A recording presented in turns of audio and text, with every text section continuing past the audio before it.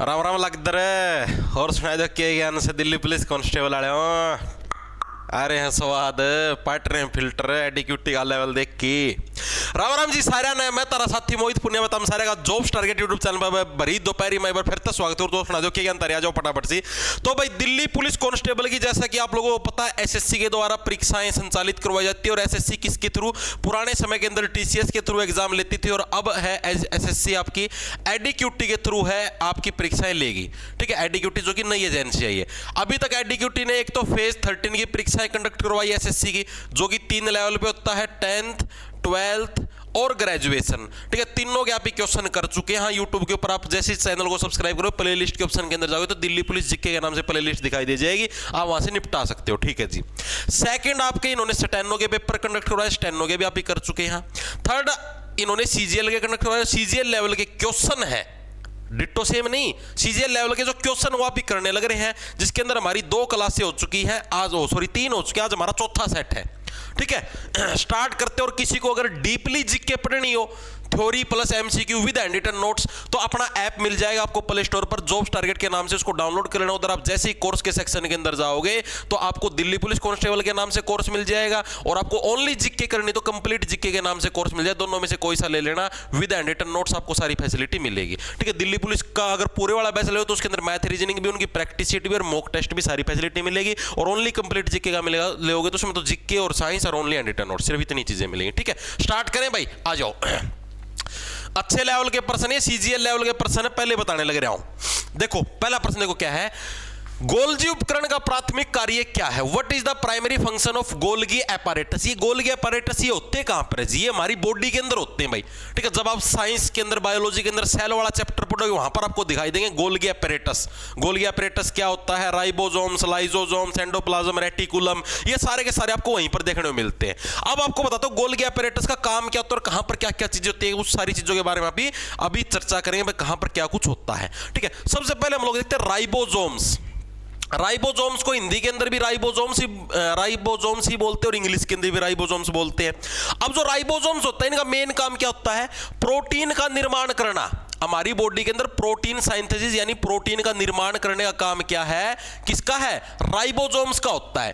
और जब ये प्रोटीन बन जाते हैं तो इनको ट्रांसपोर्ट करने का काम किसका होता है? आपका गोल्गी एपरेटस का होता है। तो जब ये प्रोटीन होते हैं, प्रोटीन का निर्माण और प्रोटीन को ट्रांसपोर्ट यानी एक जगह से बॉडी में दूसरी जगह तक पहुंचाने का काम किसका? प्रोटीन को ट्रांसपोर्ट करने का जो काम होता है वो किसका होता है? वो होता है तुम्हारा गोल्गी एपैरेटस का। किसका होता है? Golgi apparatus. अभी याद भी करूंगा, सारी चीजें समझाऊंगा, टेंशन ना लो। ठीक है, गोल्गी एपैरेटस का चीजें समझ में आई? यानी जो राइबोसोम्स है वो तो प्रोटीन बनाएंगे, जो भी हमारी बॉडी के अंदर प्रोटीन की जरूरत होती है, और जो गोल्गी एपैरेटस वो उसको गोल गोल गोल गोल राउंड राउंड करके उस प्रोटीन को पूरी बॉडी के अंदर ट्रांसफर करने का काम करेंगे। ठीक है जी। देखो भाई, मैं आपको पहले बताने लग रहा हूं कि इस क्लास के अंदर मतलब डेली आपकी क्लास लगती है, इसके अंदर जितने भी क्वेश्चन होते हैं उसके प्रॉपर नोट्स बनाया करो। ठीक है, कॉपी के अंदर, ताकि जब आपका एग्जाम होगा तो एग्जाम से पहले आपको इन सभी नोट्स को रिवाइज करना पड़ेगा, तभी बात बनेगी। नहीं तो पेपर मुंह भाई बैठ रही है, ये कहां से आ गया जी? है बैच भी लिया था जी, है तो भी नहीं हुआ जी, है मॉक टेस्ट में तो 65 आते थे जी, है यहाँ पर 45 भी नहीं आ रहे, है अब क्या करूं जी? ठीक है, तो अच्छे से अगर नोट्स बनाते हुए चलोगे तो तुम्हारा ही बेनिफिट है, क्योंकि पेपर के पास वीडियो से रिवीजन नहीं होती भाई, रिवीजन के लिए नोट से ही होती है। वीडियो देखोगे तो बहुत समय लग जाएगा। ठीक है जी। इसी टाइप से एक होते हैं लाइसोसोम्स। ये लाइसोसोम्स, इनका क्या काम होता है जी? लाइसोसोम्स को सुसाइड बैग भी बोलते हैं भाई। सुसाइड बैग क्यों बोलते हैं जी?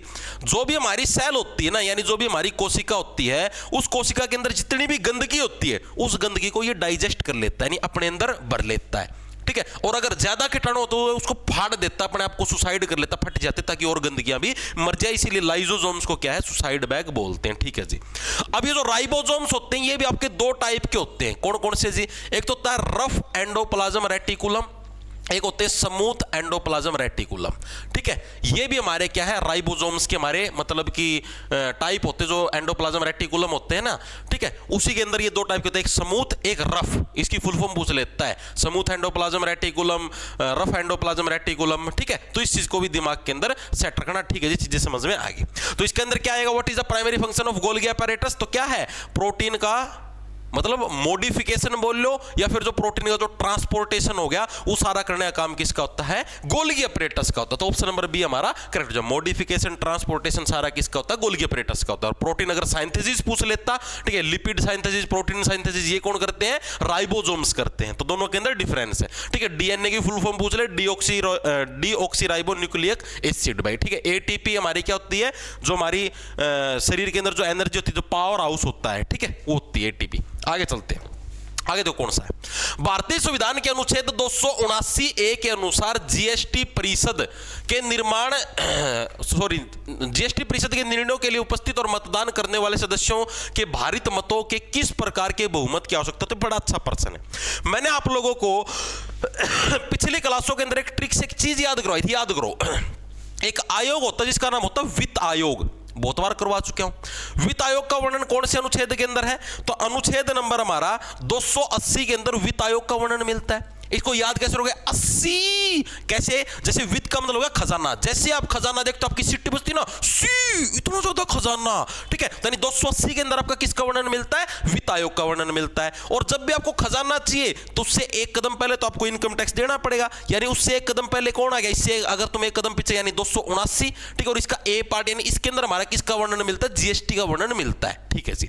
अब जीएसटी की जो कमेटी होती है, जीएसटी की जो परिषद, परिषद का मतलब जो जीएसटी की जो कमेटी है, ठीक है, उसके अंदर क्या कुछ मामला होता है? जो जीएसटी की कमेटी, इसका है पहली बात तो इसका अध्यक्ष कौन होता है? जीएसटी की कमेटी का। तो जो भी हमारे वित्त मंत्री होते हैं, यानी कि वर्तमान में कौन है? निर्मला सीतारमण जी हमारी वित्त मंत्री हैं, ठीक है। तो ये हमारी जीएसटी परिषद की हेड है, ठीक है जी। इसके सदस्य कौन कौन होते हैं? तो जितने भी अलग अलग राज्यों, जैसे भारत के अंदर जितने भी राज्य, उन सभी राज्यों के जो भी वित्त मंत्री होते हैं ना, वो सारे के सारे इसके सदस्य होते हैं। कौन होते हैं?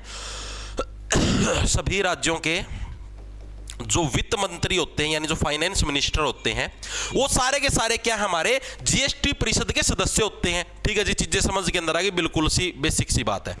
और ये जो जीएसटी परिषद होती है ना, मतलब ये जो ऊपर आया लिखा, इस जीएसटी परिषद की जो 1/3 सीटें होती हैं, ठीक है, यानी कि मान लिया इसके अंदर मैंने मान लिया 99 सीटें हैं टोटल, मानने के लिए करने लगे रहा हूं, तो टोटल 99 के अंदर से 33 जो सीटें होंगी वो तो किसकी होंगी?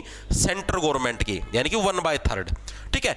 और जो आपकी बच गई 2/3 सीटें, वो किसकी होती हैं? वो होती है स्टेट गवर्नमेंट की। ये पूछा जाता है एग्जाम के अंदर, स्टेट गवर्नमेंट के मतलब कि जो स्टेट गवर्नमेंट के जो राज्यों के वित्त मंत्री है उनकी, ये पूछा जाएगा एग्जाम के अंदर। भाई जीएसटी परिषद के अंदर स्टेट गवर्नमेंट की कितनी है? 2/3, सेंट्रल गवर्नमेंट की कितनी है? 1/3। तो ये चीजें याद रखनी है, ठीक है जी।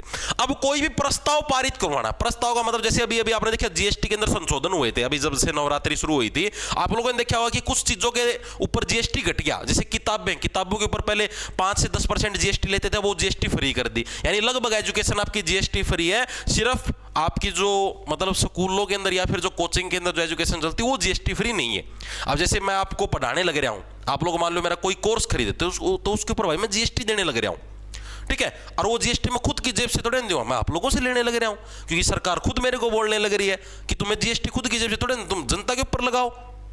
अब आप खुद बताओ यार, आप एक मान लो आप कोई दुकानदार हो, ठीक है, आपका कोई आर्टिकल 100 रुपए का है, ठीक है, उसके ऊपर 18% तो जीएसटी भरना है, सरकार कहने लग रही है, यानी कि 18 रुपए तो गए, तुम्हारे पास आर्टिकल की कीमत क्या होगी? 82 रुपए, ठीक है। और हो सकता है क्या पता ये आर्टिकल ही तुम्हारा 50 रुपए का हो, मतलब 50 रुपए इसकी ऊपर लागत लगी हो, बच गए कितने? 2 8 में 5 गया 3, यानी 32 रुपए तुम्हें प्रॉफिट हुआ बस, ठीक है। और अगर तुम 18 रुपए सरकार को नहीं देते तो तुम्हें 50 रुपए का प्रॉफिट होता।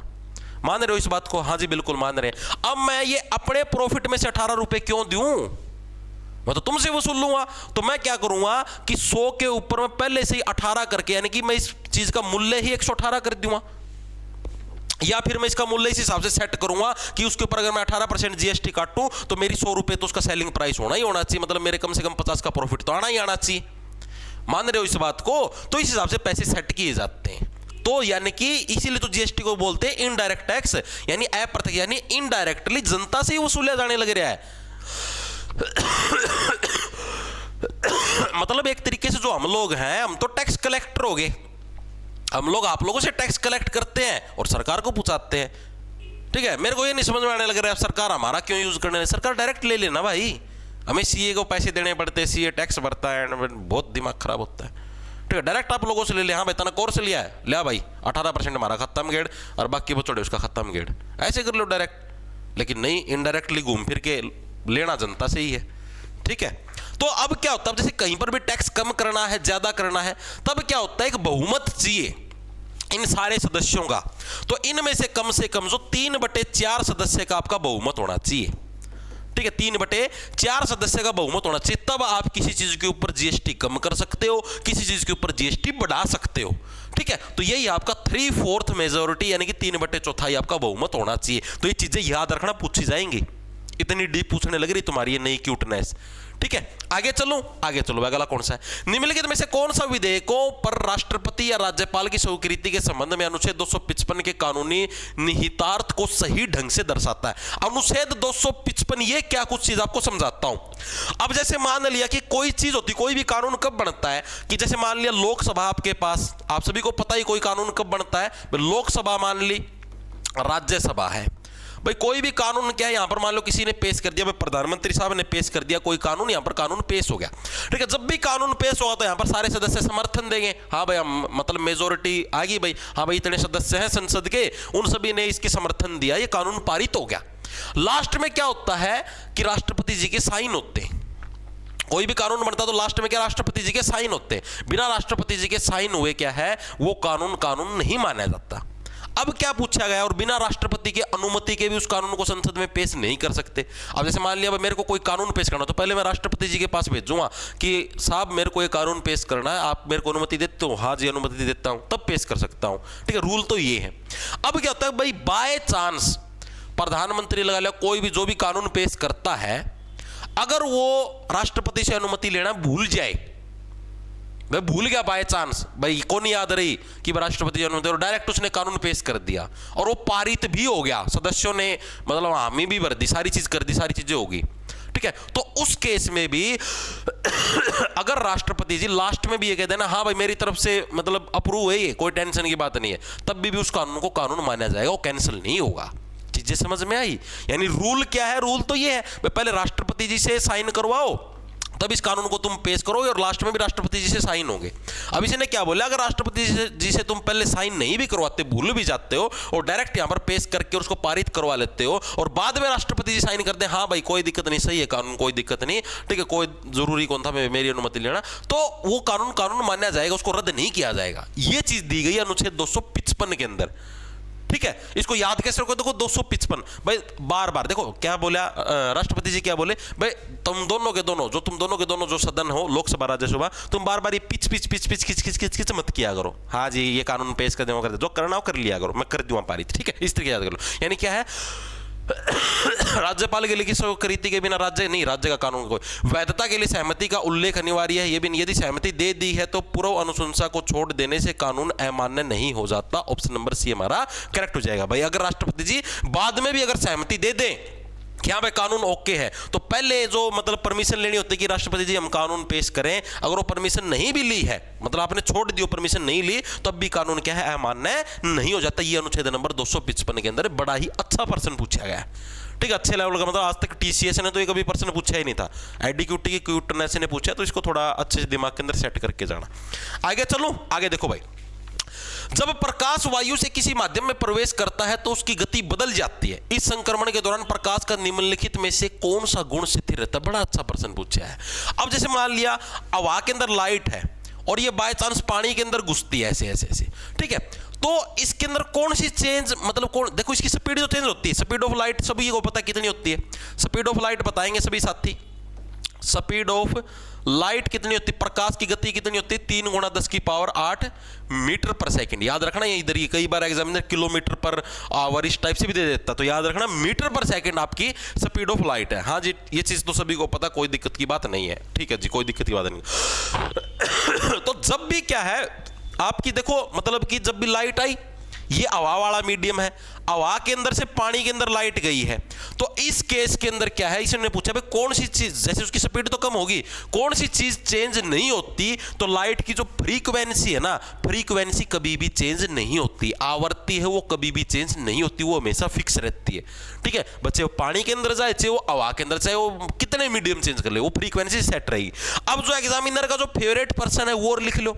एग्जामिनर पूछता है किसकी वेवलेंथ सबसे कम है, किसकी फ्रीक्वेंसी सबसे ज्यादा है, किसकी कम है, ये पूछता बहुत बार।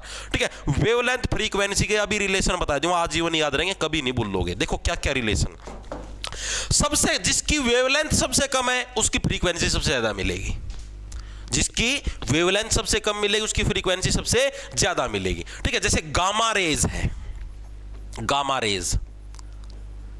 रेज की वेवलेंथ सबसे कम है और फ्रीक्वेंसी सबसे ज्यादा। ये समझ लेना, ये सबसे कम वेवलेंथ वाला सबसे पहले लिखा, सबसे ज्यादा फ्रीक्वेंसी वाला सबसे मैंने पहले लिखा, इस हिसाब से दिमाग के अंदर सेट कर लेना। ठीक है, सेकंड नंबर पे आती है एक्स रेज। पूछे जाते हैं भाई सबसे कम फ्रीक्वेंसी किसकी, सबसे ज्यादा फ्रीक्वेंसी किसकी, गामा रेज की, सबसे कम वेवलेंथ किसकी, गामा रेज की। सिर्फ एक याद रख लो, सबसे कम वाले वेवलेंथ वाला याद रख लो, फ्रीक्वेंसी वाला ऑटोमेटिक समझ लेना, उसका उल्टा होगा। ठीक है, जिसकी वेवलेंथ सबसे कम उसकी फ्रीक्वेंसी सबसे ज्यादा, इस तरीके से। ठीक है, उसके बाद आती है तुम्हारी यूवी रेज यानी अल्ट्रावायलेट रेडिएशन, उसके बाद आती है तुम्हारी विजिबल लाइट, तो तुमको लाइट दिखाई देती है उसकी। ठीक है, उसके बाद तुम्हारे कलर आते हैं, कलर कैसे है, जैसे तुम्हारा विबग्योर है,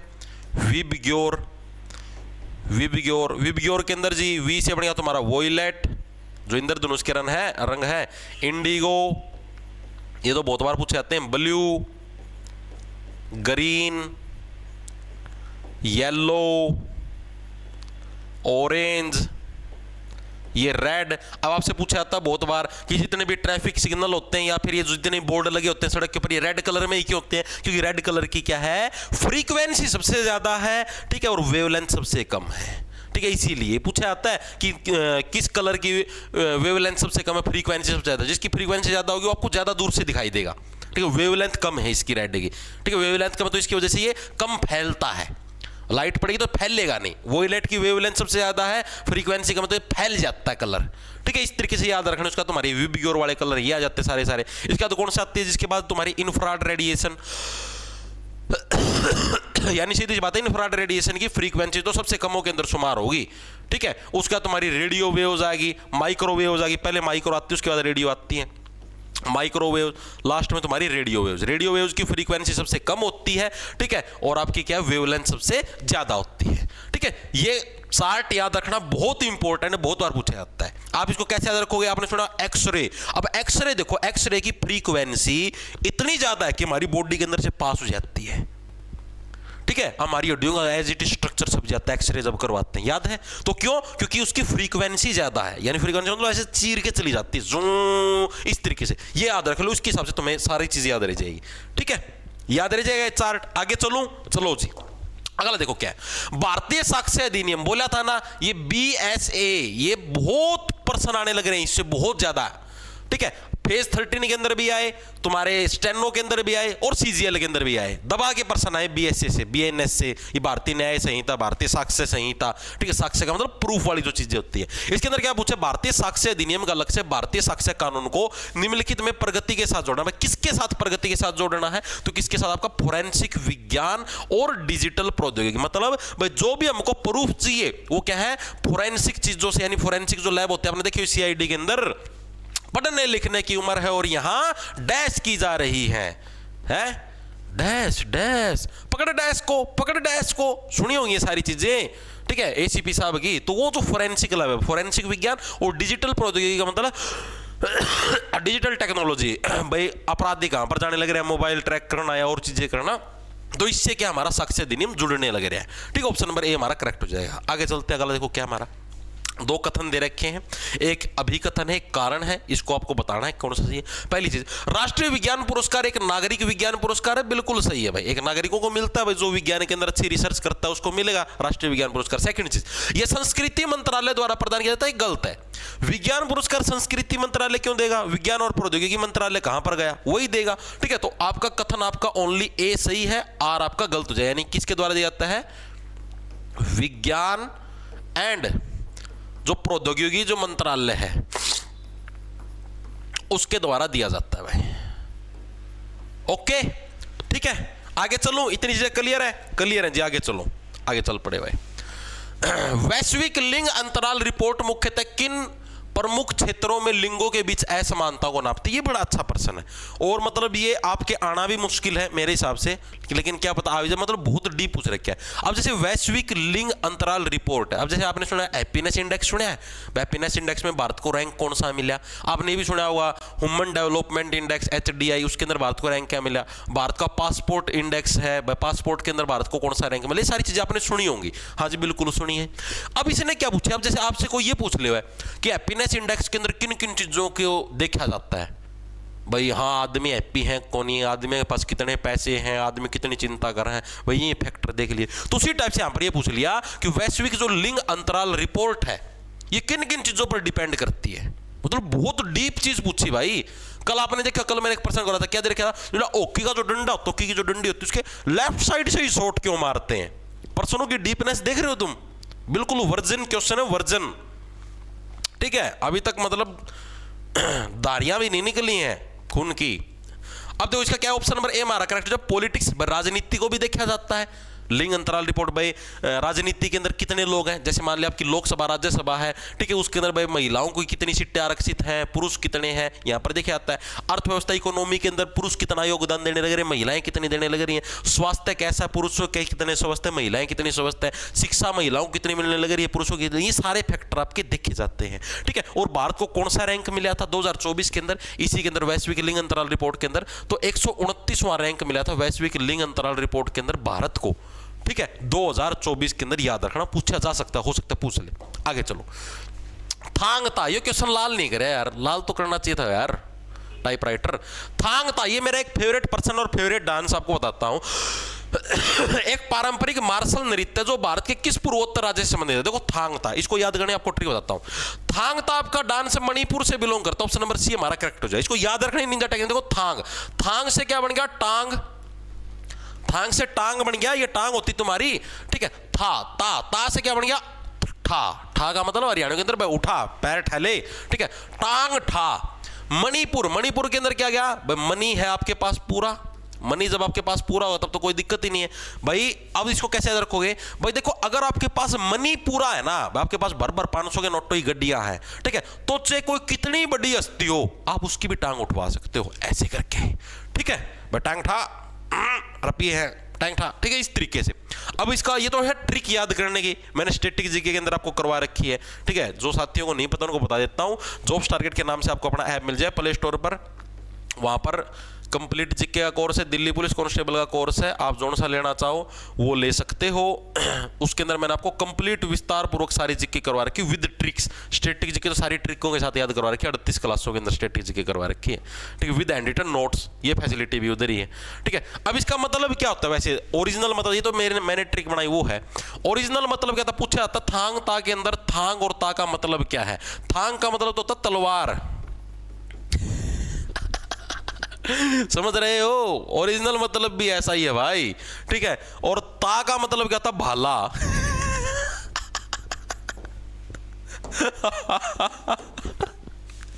कैसे याद रखें जी? अब देखो किसी के पास तलवार होती है भाई, ठीक है, चिचिंग चिचिंग चिचिंग चिचिंग पतली सी। किसी के पास भाला होता है भाई, पूरा बड़ा नु मारो फका है। समझ भाई? तो यो मतलब है, थांग का मतलब तलवार, ता का मतलब भाला, ठीक है। ये इसके ओरिजिनल मतलब है, ये पूछे गए एग्जाम के अंदर, ठीक है। याद रह जाएगा या नहीं रहेगा? बिल्कुल इजी है, बिल्कुल बिल्कुल। और कौन सा है जी? एक और है पुंग चोलम, ये भी याद रखना, पुंग चोलम। पुंग का मतलब क्या हो गया? पूंजी। पुंग का मतलब पूंजी, पूंजी का मतलब जो भी पैसा होता है उसको पूंजी बोलते हैं। चोलम का मतलब चोर। भाई अपने मनी को क्या पूरे पूरे को संभाल के रखा करो, वरना आपकी पूंजी को चोर ले जाएंगे। ये पुंग चोलम भी यहीं का, ये भी याद रखना। आगे चले, अगला देखो, अगला कौन सा है? निम्नलिखित में से कौन सा उद्योग युगम सही रूप से भारी उद्योगों के रूप में वर्गीकृत है? भाई उद्योगों का जो जोड़ा है, भाई इनमें से कौन सा जोड़ा ऐसा जो कि भारी उद्योगों को, हैवी जो उद्योग है उनको रिप्रेजेंट करता है? भारी उद्योग कौन से होते हैं जी?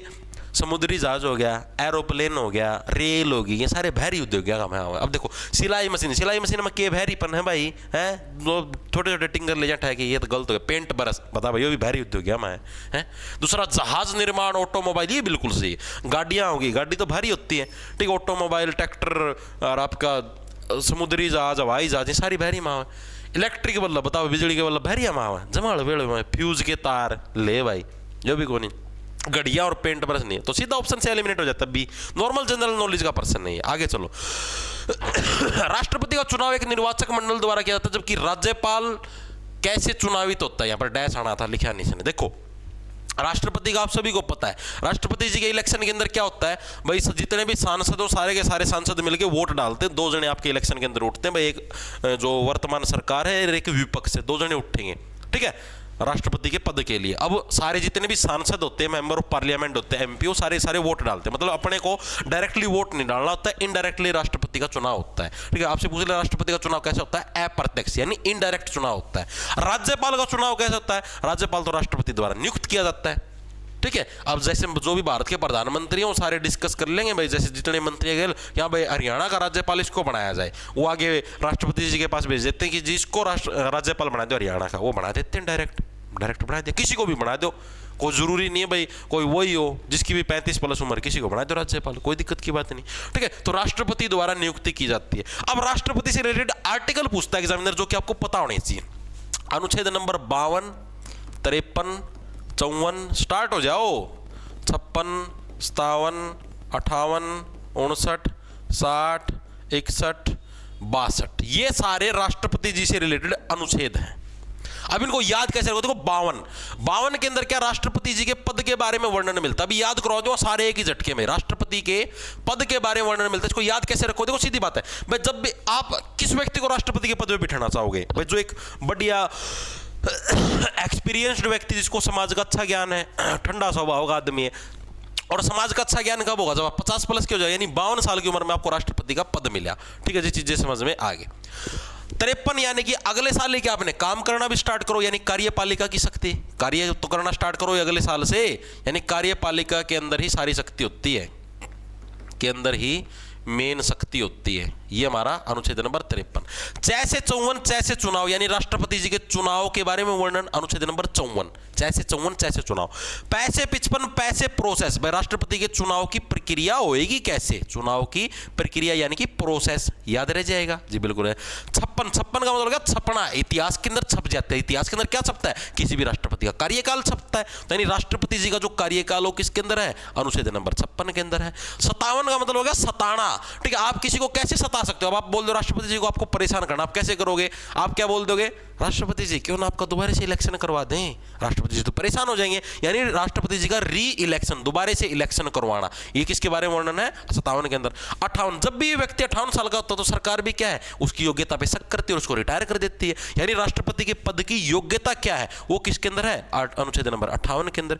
59 के अंदर हमें किसके बारे में मिलता है, अनुच्छेद नंबर 59 के अंदर राष्ट्रपति के पद की शर्तें, भाई हमने तेरी योग्यता पर शक है, ये अगले साल तक जो काम करा कुछ शर्तें, इन शर्तों के साथ तुझे काम करना पड़ेगा, यानी राष्ट्रपति के पद की शर्तें क्या क्या है। 60 6 से 60 6 से 60, यानी राष्ट्रपति जी के पद की, पद पे जब बैठते तो शपथ उनको लेनी होती है। 61, भाई 9 साल लगता ना, खूब शासन काल कर लिया, 52 की उम्र में बैठा था, 61 पे पहुंच गया है, ठीक है, ये पद से हटाना पड़ेगा तेरे को, यानी राष्ट्रपति के पद का ऊपर जो महाभियोग होता है, भाई राष्ट्रपति को पद से हटा सकते हैं महाभियोग लेके, ठीक है। महाभियोग जो होता है वो अनुच्छेद नंबर 61 के अंदर हमको देखने को मिलता है। और 62 के अंदर क्या है, अगर राष्ट्रपति जी का पद खाली हो, बस मान लिया राष्ट्रपति जी की डेथ होगी, कुछ भी होगी, तो दोबारा से इलेक्शन हो जाए, ठीक है, पद खाली होने पर इलेक्शन, तो ये किसके ऊपर है, अनुच्छेद नंबर 62 के अंदर। तो राष्ट्रपति के पद से रिलेटेड कुछ अनुच्छेद थे जो कि एग्जामिनर पूछता, बहुत इंपॉर्टेंट है, बार बार आते हैं, और मेरे हिसाब से हर एक साथी के याद हो गए होंगे। एक बार के लिए सभी साथी कमेंट करके जरूर बताना कि जी राष्ट्रपति वाले सारे अनुच्छेद याद हुए या नहीं हुए, ठीक है। आगे चले, एक सेकंड रुक जाओ, किसी कुछ आएगा, चलो कुछ नहीं, आगे देखो। पश्चिमी घाट एक मान्यता प्राप्त जैव विविधता हॉटस्पॉट है। सामान्य आवास सतही के अलावा निम्नलिखित में से किसे वर्तमान में इसकी स्थानिक प्रजातियों के लिए सबसे बड़ा खतरा माना गया है? बड़ा अच्छा प्रश्न है। हमारे पास दो घाट है। अब जिसने डीपली जीके पढ़ रखी है ना, कहीं से भी पढ़ लो, मेरे पास से नहीं, आपने जहां से भी थ्योरी पढ़ रखी है, बैच से पढ़ रखी है, कहीं से भी, जिसने डीपली पढ़ रखी है वो इजीली कर देगा इसको। अब आप देखो तो पता ही नहीं होगा पश्चिमी घाट क्या है। जो भारत का जो पश्चिमी हिस्सा है, यहां पर एक छोटी छोटी पहाड़ियां आपको देखने को मिलती हैं, ये इधर ऐसे ऐसे, इनको बोलते हैं पश्चिमी घाट, ठीक है जी। और इधर ये पहाड़ियां देखने को मिलती हैं, इनको बोलते हैं पूर्वी घाट, ठीक है जी।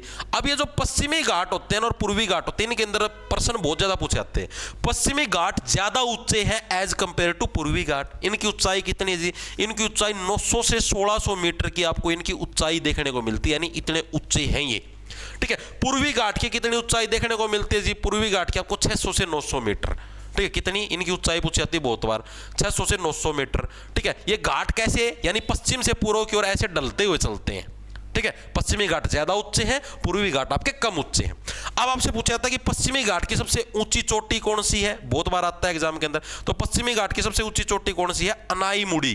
कौन सी? अनाई मुड़ी। भाई मेरी नाड़ नहीं मुड़ेगी, मेरी तो नाड़ ऐसी रहेगी। अनाई मुड़ी क्या है? सबसे ऊंची चोटी है। और पूर्वी घाट की कौन सी? महेंद्रगिरी। कौन सी है? महेंद्रगिरी क्या? पूर्वी घाट की सबसे ऊंची चोटी। ये चोटियों के नाम बहुत बार पूछे जाते हैं एग्जाम के अंदर। और जिस पॉइंट के ऊपर ये पश्चिमी घाट और पूर्वी घाट यहां पर मिलते तमिलनाडु के अंदर, इस चोटी को बोलते हैं नीलगिरी की पहाड़ियां। क्या बोलते हैं इनको? नीलगिरी की पहाड़ियां। पूछा जाता है नीलगिरी की पहाड़ियां कहां पर? आपके पश्चिमी घाट के पास तमिलनाडु के अंदर है, जहां पर पूर्वी घाट और पश्चिमी घाट मिलते हैं, उनको क्या बोलते हैं? नीलगिरी की पहाड़ियां। बहुत बार एग्जाम के अंदर पूछा जाता है, ठीक है। ये मेनली गुजरात से स्टार्ट हो जाते हैं और तमिलनाडु तक जाते हैं, और ये इधर ओडिशा से स्टार्ट हो जाते हैं और तमिलनाडु तक जाते हैं। लिख दिया क्या यहाँ पर? ये गुजरात से स्टार्ट होते हैं, ठीक है, और ये आपके ओडिशा से स्टार्ट होते हैं। अगर डीपली पढ़ना है तो बैच से पढ़ सकते हो, ठीक है। सारी थ्योरी विस्तार पूर्वक करवा रखी है, उधर तो ऐसे पूरा चार्ट बनवा के करवा रखा है, पश्चिमी घाट पूर्वी घाट। अब इसने पूछा क्या है?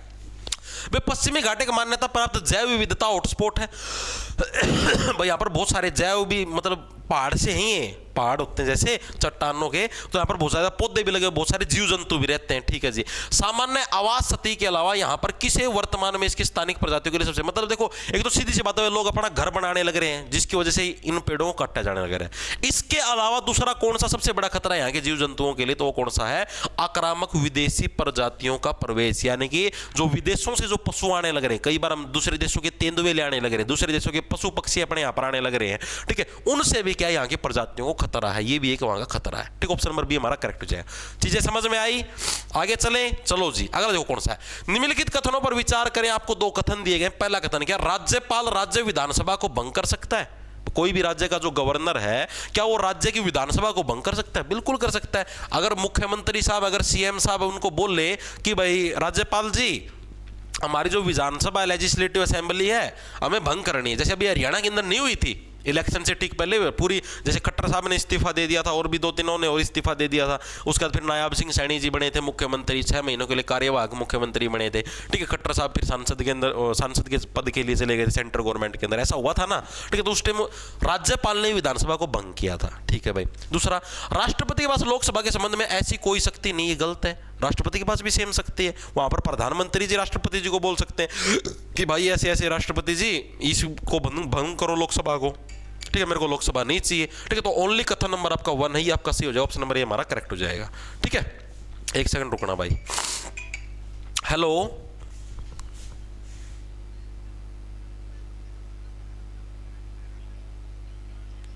हेलो, हाँ भैया, आऊं भाई, आना रहा हूं,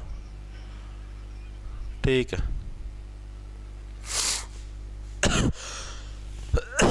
कांड करें खुद है, फिर इनके सुलझेड़े कर दे, हांडी जाओ। कांड करी जा है, फिर इनके सुलझेड़े मना करवाने पड़े हैं, ठीक है भाई। राष्ट्रपति जी के पास भी सेम शक्ति होती है। अब जैसे नू कौन है, जैसे मान लिया मैं राष्ट्रपति हूं, मेरा जी में आएगी लोकसभा थी भंग कर दूं, नू कौन कर सकता मैं? जब तक प्रधानमंत्री जी सिफारिश नहीं करेंगे ना कि भाई इसने भंग कर दे, तब तक मैं अकेला इसको भंग नहीं कर सकता, ठीक है। ऑप्शन नंबर हमारा ओनली 1 करेक्ट हो जाएगा। आगे चलो। निम्नलिखित में से कौन सा जोड़ा अशोक स्तंभ सतलों से सही सुमेलित? बड़ा अच्छा प्रश्न है। अशोक के शिलालेख कहां कहां पर मिले हैं? उन जगहों के आपको नाम याद होने चाहिए, अभी लिखवा दूंगा, आजीवन याद रहेंगे। पहला तो सारनाथ, सारनाथ का जो अशोक स्तंभ है, जिसके अंदर से अभी ने जैसे वो ले रखा है ना, अशोक चक्र ले रखा है और वो 3 घोड़े हैं, मतलब घोड़े ना 3-4 शेर हैं, 4 शेर आपने देखे सामने से 3 दिखाई देते हैं, ठीक है। वो जो निशान है वो मैंने कहां से लिया है, यूपी यानी उत्तर प्रदेश के अंदर सारनाथ नाम की जगह, सारनाथ अशोक स्तंभ के स्थल है, वहां से लिया है। और कौन कौन से यूपी के अंदर, एक मीरत है, एक कौशाम्बी है, ये दोनों के दोनों भी, और मतलब मीरत कौशाम्बी, ठीक है, ये तीनों के तीनों कहां पर है, आपके यूपी के अंदर है, ठीक है जी, चीजें समझ के अंदर आएगी।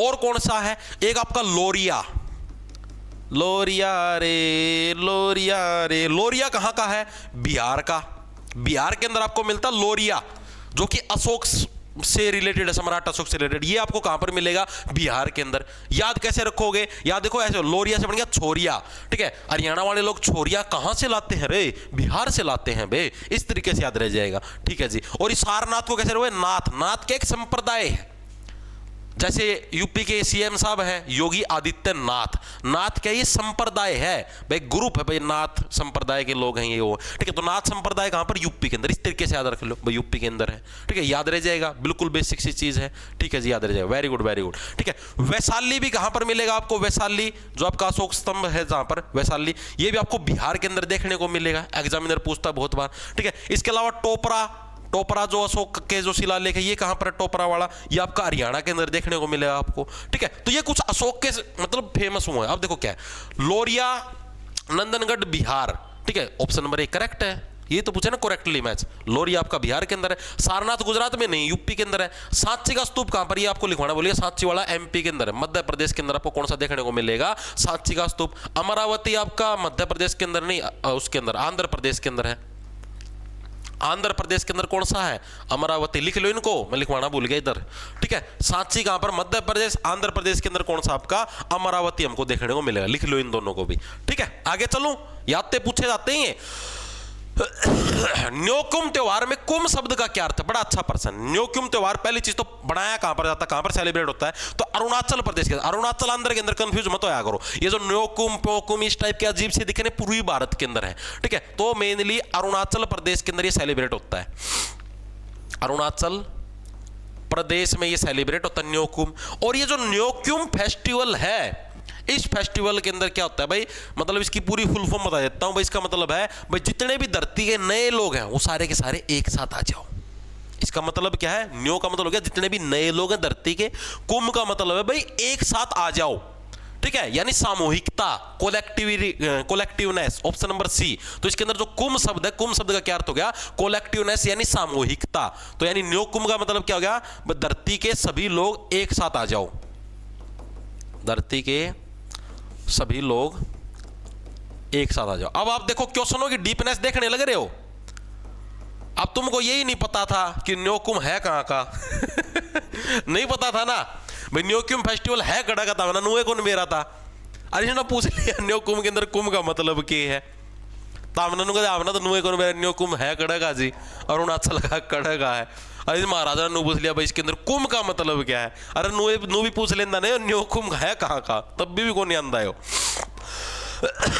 बहुत डीप प्रश्न पूछा भाई, मुश्किल सौदा है काल 6 स्वरों वाला राग डैश जाति के अंतर्गत वर्गीकृत किया जाता है। ये जातियां करवाई थी 6 स्वरों वाले राग, दोबारा बताऊं क्या, 5 6 7, 5 स्वर 6 स्वर 7 स्वर करवाता हूं, आ जाओ। स्वर राग पहले भी तो कभी तो करवाए थे, ये बहुत पूछे जाने लग रहे हैं, स्वर और रागों वाले लिख लेना कॉपी के अंदर। स्वर कितने, 5 6 7, 5 6 7 पूछे जाते बहुत बार। 5 वाले को ओडो बोलते, 6 वाले को शैडो, 6 शैडो 6 शैडो, ठीक है। 7 से 7 से संपूर्ण, ठीक है, चीजें क्लियर हुई। ओडो ये भी करवाए भी तो थे 2-3 दिन पहले, शायद कल परसों ही करवाए। ओडो, शैडो और संपूर्ण शायद 9-10 तक करवाए थे मैंने, ठीक है। पूछा क्या है, 6 स्वर की बात होगा तो शैडो हो जाएगा, ऑप्शन नंबर सी करेक्ट हो जाएगा। तीसरा वाला तीनों के लिए था, करवाया तो था स्पेशल, याद आया। 4 के लिए चतुस्वर था, ठीक है। 5 के लिए ये ओडो करवाया तो थे सारे, याद आए नहीं है, 5 7 9 याद आए कुछ, ठीक है। आगे चलें, अगला देखो कौन सा है, क्रिकेट में आउट होने के बारे में कौन सा कथन सही है। पहला कथन देखो क्या है, जानबूझकर गेंद को 2 बार मारने पर आउट घोषित कर, बिल्कुल सही है, पहला ही कथन सही है। अगर आप जैसे मान लिया ऐसे बॉल को, मतलब कि जैसे किसी ने बॉल फेंकी, आप ऐसे आई बॉल आपने ऐसे ऊपर उछाला और फिर ऐसे पट देसी, तो वो आउट होगा, उसको आउट माना जाता है। ठीक है, जान गलती से लग जाए तब कोई दिक्कत नहीं। आपने जैसे मान लिया ऐसे शॉट मारा और वो कहीं पे टकरा के आपके बैट के दोबारा लग गई, ठीक है, तब नहीं माना जाएगा। लेकिन अगर आप जान करके ऐसे उछाल के फिर 2 बार मारने लगे, आपने ऐसे शॉट मारा, बोलो हमें चली गई, फिर आपने दूसरी बॉल मार दिया, ठीक है, तो अब आपने जानबूझ के मारा, तब आपको आउट माना जाएगा। ठीक, ऑप्शन नंबर ए हमारा करेक्ट हो जाएगा। आगे चलते अगला देखो कौन सा है। हॉकी में लगातार दूसरा ओलंपिक स्वर्ण पदक हासिल करने के लिए अमेरिका पर 24-1 की जीत में भारत के लिए किसने 10 गोल किए? पर्सन देख रहे हो भाई, वर्जिनिटी देखने लग रहे हो पर्सनों की, तुमसे तो टूटेगी भी नहीं है वर्जिनिटी। कैसे पाड़ोगे इन पर्सनों को, समझ में नहीं आने लग रहा भाई मेरे तो। पर्सन देखो क्या है, लगातार दूसरा ओलंपिक स्वर्ण पदक हासिल करने के लिए। कल मैंने बताया था कि भारत ने ओलंपिक के अंदर पहला गोल्ड मेडल जीता कब था, पहला जीत लिया, ठीक है जी। तो अब उसी समय की बात होने लग रही है जब भारत ने पहला ओलंपिक गोल्ड मेडल जीता, उसके 4 साल बाद जब दूसरा ओलंपिक गोल्ड मेडल जीतने की बात आई, तब जो फाइनल मैच था उसमें गोल्ड मेडल हासिल करने के लिए अमेरिका पर 24-1 की जीत में भारत के लिए किसने 10 गोल किए? भाई पर्सनों का तुम वो देखो लेवल, किसने 10 गोल करे थे भाई, बताओ तो कौन था वो? ध्यानचंद, रूप सिंह, बलबीर सिंह या लेस्ली क्लोडी, कौन था भाई? चलो ये पर्सन तुम्हारे लिए देता हूं, कमेंट करके बताना, तुम्हारे लिए छोड़ दिया। वर्जिनिटी देखो भाई फट चुकी है सच में, मेरी भी तुम्हारे साथ साथ भाई, बहुत डीपली पूछने लग रहे हैं भाई। अगला देखो क्या है, the Neeraj Chopra story the man who made history के बारे में कौन सा कथन सही है?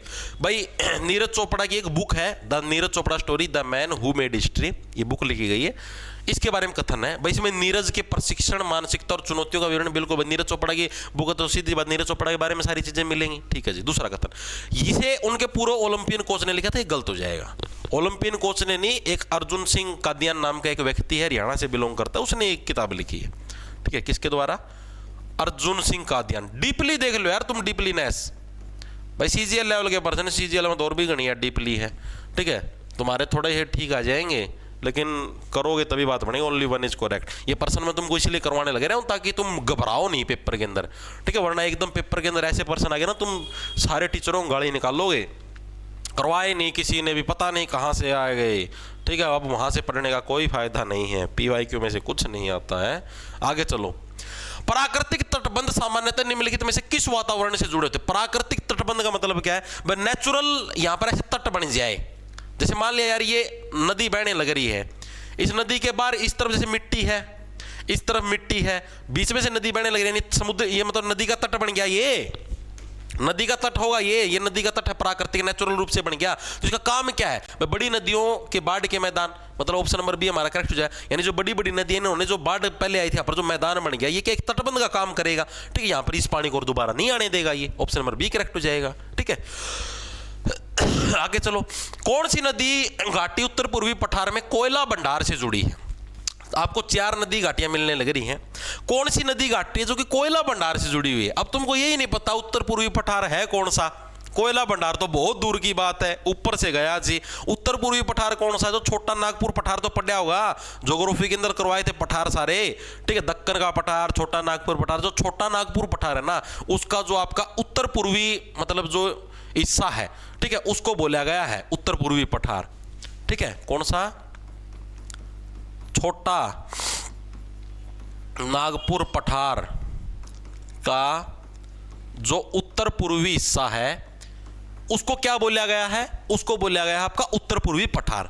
और यहां पर कोयले का कौन सा भंडार है, मतलब किसके अंदर मिलते हैं आपको, कौन सी घाटी के अंदर मिलते हैं? तो जो दामोदर घाटी है ना, दामोदर यानी जिसके अंदर दम है उसी के अंदर तो कोयला मिलेगा, तो जिसके अंदर कोयला गला तो उसी के अंदर तो दम था, तभी तो रेल की रेल चला देता था कोयला, ठीक है। यानी दामोदर घाटी के अंदर आपको कोयले के भंडार मिलते हैं। फंस गए रे। लेकिन भाई तुम इतने मत घबराना, अगर सीजीएल की तैयारी करने लगे रहे तो तुम्हारी बैंकर फटेगी, ठीक है। जिक्के को छोड़ ही देना भाई, तैयारी मत करना, क्योंकि तुम जितना पढ़ो इसमें से कुछ नहीं आएगा। लेकिन अगर 12th लेवल के एग्जाम की तैयारी करने लगे, जैसे CHSL हो गया, या जो तुम्हारा ये क्या नाम है, क्या बोलते हैं इसको, ये दिल्ली पुलिस हो गया, ठीक है, फेज 12, मतलब फेज 13 में 10th 12th लेवल, उनको आप इजीली रगड़ दोगे। दिल्ली पुलिस को रगड़ दो, कोई इतने जो मैं आपको करवाने लगे रहा हूं ना, ये लेवल मतलब मैं इसलिए करवाने लग रहा हूं ताकि कुछ भी पर्सन मुश्किल आ जाए तो आप अटको ना, आपके अंदर कॉन्फिडेंस रहे कि हाँ भाई इस टाइप के पर्सनों को टैकल कर सकते हैं। और ये सारे पर्सनों के नोट्स बना लो, अच्छे अच्छे पर्सन फंसेंगे आप देख लेना चाहिए इनके अंदर से। और आप लोगों को बहुत ज्यादा, अब जैसे ये मैंने ये स्वरों वाले करवाए तुमको, स्वर जाति, ये कभी पढ़े थे तुमने? ताल जाति कभी पढ़ी थी? नहीं पढ़ी थी। और इस टाइप का पर्सन अब देख लो किसी और शिफ्ट के अंदर बैठी, शिफ्ट के अंदर भी आगे आगे तुम्हारे भी आ सकते हैं, आएंगे तो रगड़ दोगे। अब नहीं पढ़ के जाओगे तो देखते रहना, पता नहीं जी कहां से आगे। ठीक है, तो ये तुम्हारे फायदे के लिए है। संसद निम्नलिखित में से किस एक प्रस्ताव द्वारा एक नई अखिल भारतीय सेवा का गठन कर सकती है? भाई कोई भी एक नई अखिल भारतीय सेवा, मतलब ये कौन सी अखिल भारतीय सेवा आपको बताता हूं।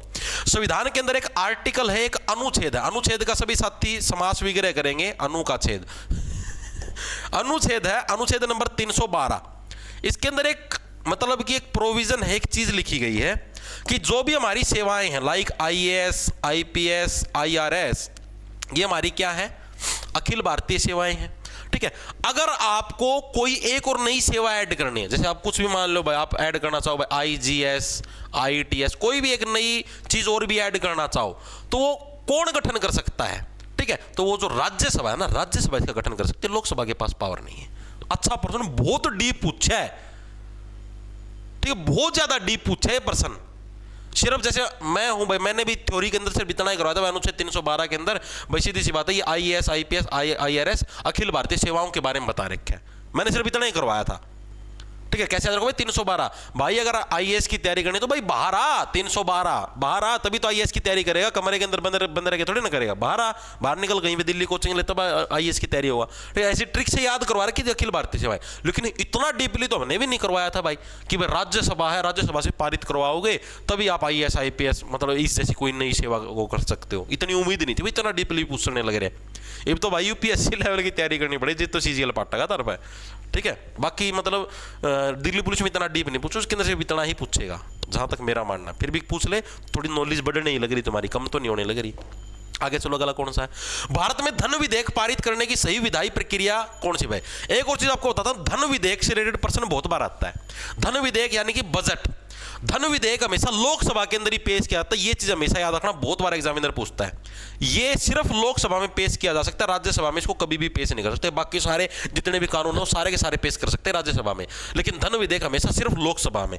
ठीक है, लोकसभा में ओनली इसको पेश किया जा सकता है। ठीक है जी, अब क्या देखा है, लोकसभा में धन विधेयक का प्रस्तुतिकरण बिल्कुल सही है, पहले लोकसभा में पेश होगा, लोकसभा में फिर पारित होगा, फिर राज्यसभा में इसको भेजा जाएगा।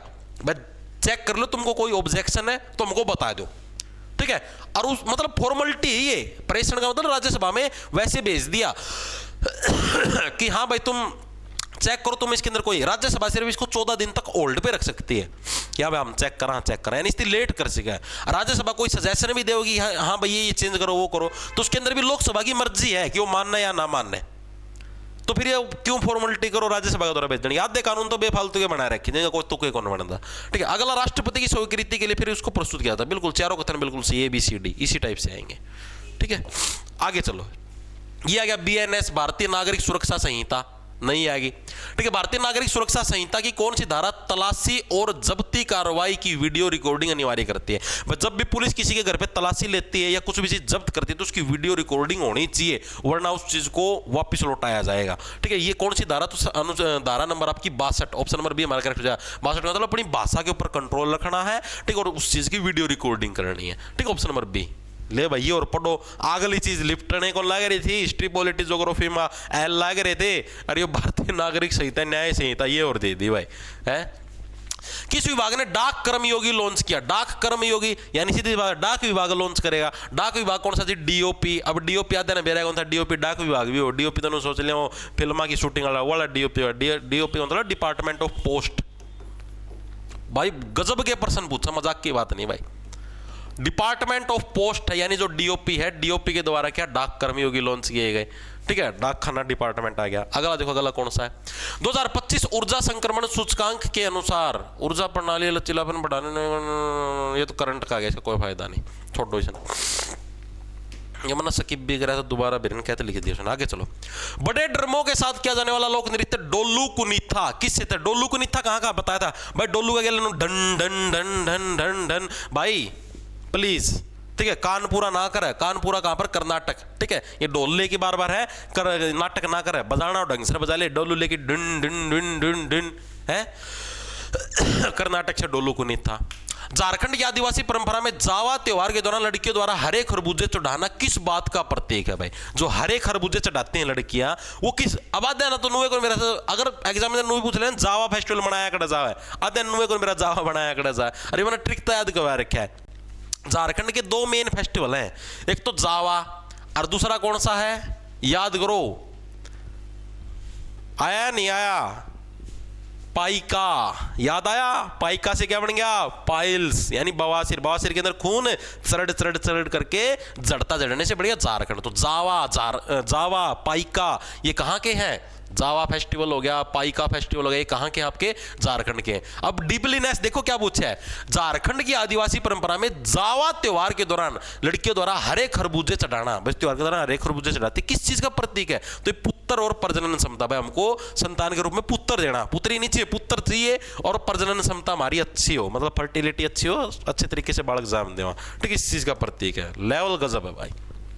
निम्नलिखित कथनों पर विचार कीजिए। अंतरराज्य परिषद कल भी पढ़ी थी, किसकी सिफारिश थी? याद करो, पंची आयोग पढ़ा था, सरकारी आयोग पढ़ा था। सरकारी आयोग क्या बोला? इस परिषद की स्थापना करो। पंची आयोग क्या बोला? इसके लिए एक परमानेंट क्या है, इसके लिए एक परमानेंट, उसकी भी मतलब इसका एक परमानेंट वो भी बनाओ, घर भी बनाओ, मतलब एक परमानेंट इसकी बिल्डिंग भी होनी चाहिए, स्थायी निवास। तो अंतरराज्यीय परिषद अनुच्छेद 263 के अंतर्गत एक संवैधानिक निकाय, बिल्कुल सही। अंतरराज्यीय परिषद अलग अलग राज्यों के अंदर कोई भी डिस्प्यूट, कोई भी झगड़ा तो अनुच्छेद नंबर 263, ठीक है, अलग अलग राज्यों का झगड़ा सुलझाने के लिए इसको बना देंगे बिल्कुल फ्री। कल करवाया था ट्रिक से, ठीक है जी। इसकी सिफारिश संघ और राज्यों पर बाध्यकारी, ये गलत है। संघ का मतलब सेंट्रल गवर्नमेंट, राज्य का मतलब स्टेट गवर्नमेंट। भाई इसने जैसे जो भी बोला कि हाँ भाई तुम तुम्हारे झगड़े को ऐसे सुलझा लो, भाई उसके ऊपर मतलब बाध्यकारी, जरूरी इसको इसे बात माननी पड़े, नहीं, ऐसा जरूरी नहीं है। ये सिर्फ सलाह दे सकता है, भाई आप ऐसे ऐसे अपने झगड़े को सुलझा लो, बात माननी ना माननी हो सेंटर और स्टेट गवर्नमेंट की मर्जी है। तो ओनली कथन नंबर 1 सही है। तो इस बनाने का फायदा क्या का, इस परिषद का बनाने का, बेफालतू मारे रुपये फुक्को इसके ऊपर। इस देश का आधी तक घनी चीजें है ना बेफालतू का बना है, समझ में नहीं आती। अब आप नो बताओ, हम आपको एक चीज समझाता हूं। जैसे ऐसे कहूं मैं कि अब जैसे मान लिया कोई भी, जैसे लोकसभा भंग करनी है, लोकसभा भंग करनी है, यानी कि इसको खाली करना, मतलब इसको खत्म करना है, कौन करता है? राष्ट्रपति जी करते हैं। अब राष्ट्रपति जी अपनी मर्जी से नहीं कर सकते, उसके लिए पहले इनको प्रधानमंत्री की परमिशन लेनी पड़ेगी। जब प्रधानमंत्री कहेंगे तभी इसको भंग कर सकते। तो इस राष्ट्रपति का फायदा क्या है? मेरा नू कौन समझ मार लगे, रिश्पत्ति समाप्त करो, क्यों धक्का उड़ पैसे खराब लागे रहे हो करण, ठीक है। राष्ट्रपति जी अपनी मर्जी से किसी कानून को रोक नहीं सकता। राष्ट्रपति जी की मतलब खुद की कोई वैल्यू है को नहीं, ये स्थिति चुना है राष्ट्रपति, और ये स्थिति जब मर्जी चाहे पद हटा सिका है प्रधानमंत्री, और यानी जितने भी सांसद बनेंगे। तो एक फॉर्मेलिटी खातर कर रखे, तेरे साइन लागे नो लागे, साइन मारने खातर तो हम 2.5 लाख रुपये खराब लागे रहे हो करण, इस पद ना समाप्त कर दो। भाई सारी चीज प्रधानमंत्री का हाथ में, तो प्रधानमंत्री डायरेक्ट साइन करवा लो। ये इनडायरेक्ट लिख के घुमा घुमा के चक्री बना रखी भाई, कोई चीज सोची था ना कदे। मैं एक दिन सोचू था, खाली बैठा कि मैं यार ये सर्कल बना रखा है, नुए राज्य में राज्यपाल बना दिया, और राज्यपाल का बेचारा का खुद का हाथ में कोई पावर है ही नहीं, सारा काम मुख्यमंत्री ना करना हुआ है। मानो इस बात को, वो तो वैसे फॉर्मेलिटी बना रखी है। आपातकाल लग गया, उसका में भी इन पर परमिशन लेनी पड़े, लोकसभा राज्यसभा पर, जिद बेचारा आपातकाल लगा सका, आपकी मर्जी तो वो भी नहीं लगा सकता।